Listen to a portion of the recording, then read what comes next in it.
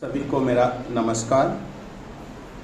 आज सेठ हीराचंद मुथा स्कूल के अंतर्गत के ऑडिटोरियम में राजीव गांधी का 78 बर्थडे हम मना रहे हैं और हमारे स्कूल के स्काउट एंड गाइड और कल्याण के सभी स्काउट एंड गाइड के पदाधिकारी डॉक्टर चौधरी सर और व्यासपीठ पर बैठे हुए सभी सम्मानीय।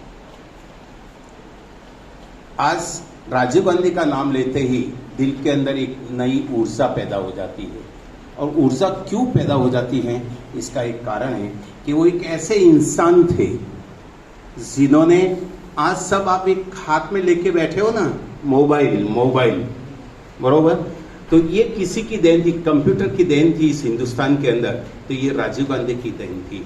और उन्होंने इस बात को सोचा कि अगर हम समय के अनुसार नहीं चलेंगे और समय के साथ समझौता करके नहीं चलेंगे तो शायद हमारा देश कहीं पीछे रह जाएगा। ये उनकी सोच थी। अब हमारे यहाँ ये टेलीफोन, मोबाइल या इलेक्ट्रॉनिक या ये टेलीकॉम की जो क्रांति, ये हमारे देश में कैसे आई, अगर हम इसके बारे में विचार करें तो एक श्याम पिथोड़ा नाम के व्यक्ति थे। वो अमेरिका में रहते, मूल के वो इंडियन है लेकिन अमेरिका में रहते थे। इंदिरा जी को मिलने आए, ताज होटल दिल्ली में रुके और उन्होंने बोला कि मुझे पीएम हाउस में फोन लगाना है।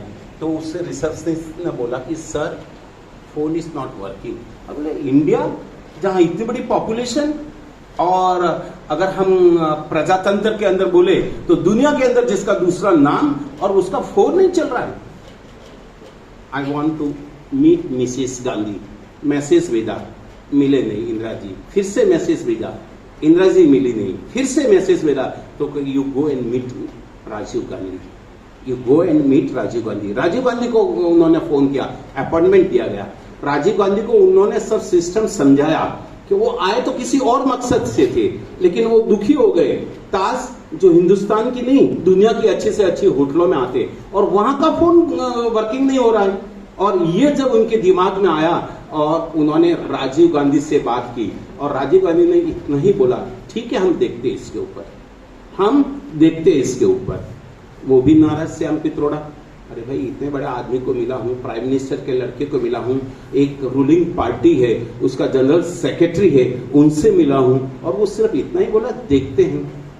कुछ समय के बाद श्याम पित्रोड़ा जी को फिर से बुलाया गया और बोला कि आपका प्रपोजल रखो। राजीव गांधी ने उस बीच हिंदुस्तान के अंदर ऐसा वातावरण बनाया और अपने टेक्निकल टीम तैयार की कि अगर हम ये प्रपोजल इस देश के अंदर लाना चाहते हैं तो किस ढंग से ला सकते हैं और कैसा इम्प्लीमेशन कर सकते हैं। और फिर श्याम पित्रोड़ा जी को बुलाया गया। बहुत लंबी चौड़ी स्टोरी है, ज्यादा समय तो नहीं लूंगा क्योंकि हमारे दूसरे प्रोग्राम्स भी हैं। और फिर ये देश के अंदर एक क्रांति आई इंफॉर्मेशन एंड टेक्नोलॉजी के अंदर। तो ये, और फिर जिस वक्त इस देश के अंदर कंप्यूटर आया, हमारे राजीव गांधी जब प्राइम मिनिस्टर बने, उनके टेक्निकल एडवाइजर अपना पूना सिटी के ही रहने वाले थे, अपने महाराष्ट्र के लोग थे, अपने महाराष्ट्रियन लोग थे। और उन्होंने बहुत राजीव गांधी को एडवाइस ये किया और उसके अंदर देश के अंदर एक बहुत विरोध भी हुआ कि हम ऐसे बर्बाद हो जाएंगे, हम ऐसे हो जाएंगे, हम वैसे हो जाएंगे। लेकिन दोस्तों, ये सुनने के बाद बहुत अच्छा लग रहा है कि आज अमेरिका के अंदर आप चले जाइए तो हमारे यहाँ से इंजीनियरिंग करने के बाद एमएस करके वहां अर्न एंड लर्न और करोड़ों रुपए हिंदुस्तान के अंदर आ रहा है डॉलर्स के रूप में। अगर राजीव गांधी की सोच नहीं रही होती तो आज हमारी इकोनॉमी का क्या हाल होता। करोड़ों रुपए हमारा अमेरिका और देशों से डॉलर्स के रूप में आ रहे हैं। और खुशी की बात है कि राजीव गांधी ने टैलेंट को पहचाना कि हमारे ये हिंदुस्तान के जो आप सामने बैठे हो ना, इसके अंदर कितना टैलेंट है, उसको पहचाना। और आप अमेरिका या दुनिया के अंदर कहीं भी जो बड़े बड़ी ग्लोबल कंपनीज है उनकी अगर बात करोगे तो हर उसका दूसरा और तीसरा व्यक्ति वो कोई है तो आप में से गया हुआ और वो इंडियन है। ये हमें बहुत गर्व की बात हमारे लिए है। अब आज हमने महाराष्ट्र में देखा, हमको राजनीति नहीं करनी है, लेकिन एंटी डिफेक्शन बिल आज हमारे अनेकों मैटर सुप्रीम कोर्ट में पड़े हैं। कोई बोलते हैं हमने ऐसा किया, कोई बोलते हैं हमने वैसा किया, कोई बोलते हैं राजस्थान ने ऐसा किया। लेकिन एक साफ सुथरे इंसान थे। हिंदुस्तान के अंदर राजनीति होनी चाहिए, लेकिन एक ऊंची लेवल की होनी चाहिए, क्रीम लेवल की होनी, सिद्धांतों की राजनीति होनी चाहिए। और इसमें किसी प्रकार का क्यों कि वोट कौन देता है? वोट वो भोली भाली जनता देती है, और उसके प्रतिनिधि के रूप में हम इस पार्लियामेंट में और हमारे असेंबली हाउस में आके बोलते हैं, और वहां किसी प्रकार की जनता के साथ धोखा नहीं होना चाहिए। जिसको जनता वोट देती है उसी की सत्ता होनी चाहिए, पैसे से लेके या किसी और हमारी एजेंसियों के डर में सत्ता परिवर्तन नहीं होने चाहिए। इसलिए उन्होंने एंटी डिफेक्शन बिल, दल बदलू कानून, ये किसी ने लाया? तो राजीव गांधी ने लाया, और मकसद ये था किसी को बर्बाद करने का नहीं था। इस देश के अंदर एक क्रीम राजनीति हो, और क्रीम राजनीति जब देश के अंदर होंगे और हमारे एक सिद्धांतों की राजनीति होंगे तो ये देश आगे बढ़ेगा।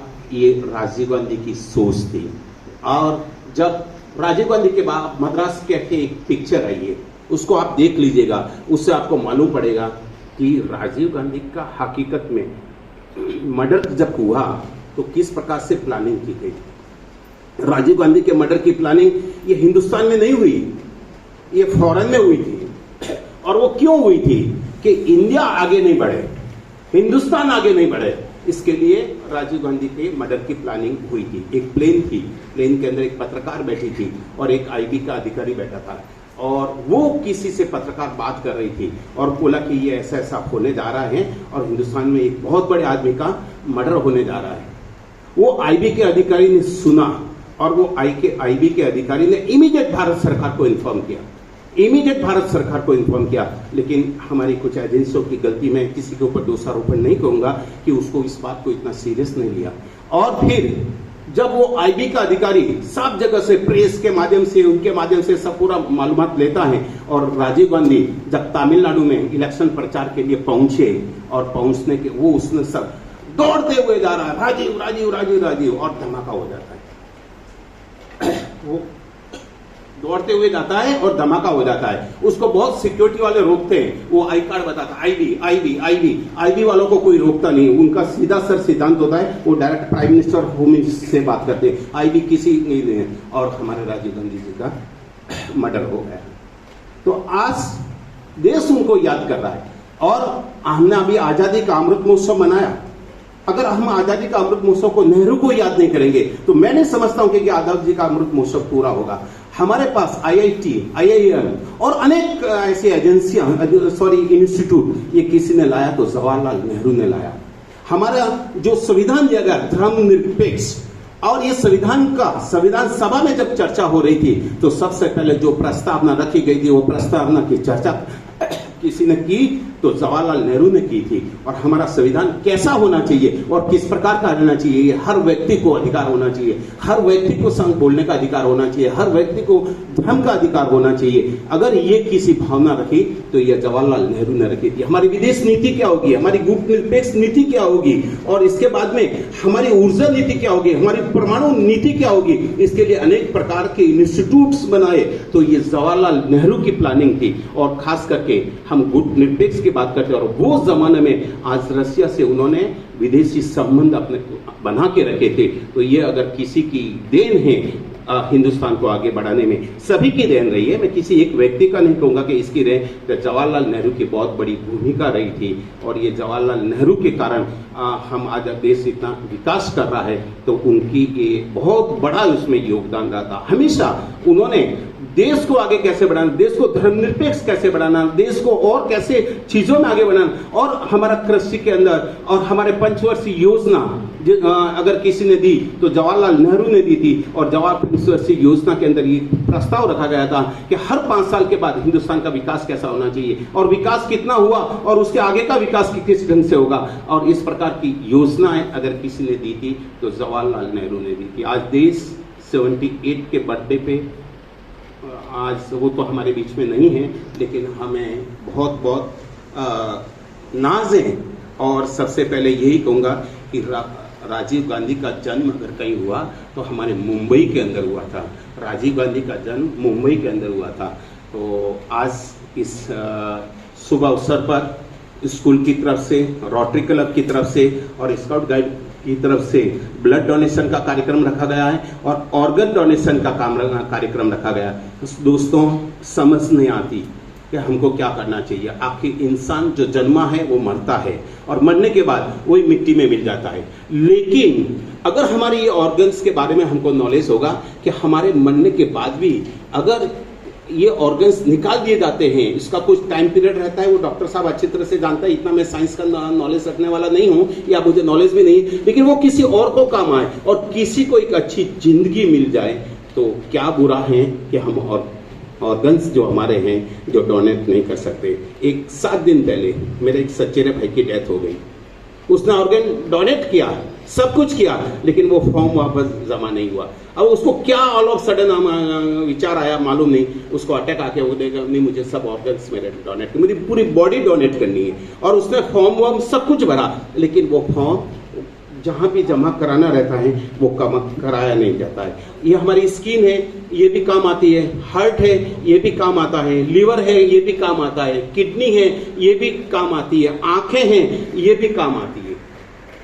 तो मैं समझता हूं कि एक बहुत बड़ी चेतना, जला के क्या करेंगे, मिट्टी में मिक्स करके क्या करेंगे। अगर हम कल नहीं रहते, हमारी जान चली जाती है, तो डेथ के बाद एक 6 घंटा 7 घंटा या 8 घंटे तक हम हमारे ऑर्गन्स डोनेट कर सकते हैं और वो करेंगे तो मैं समझता हूं कि वो जरूरतमंद लोगों को जरूर मदद होगी और उनको एक नया जीवन दान मिलेगा और हमको सबको मिलके और अपने ऑर्गन्स हैं वो डोनेट करने चाहिए। जय हिंद, जय महाराष्ट्र।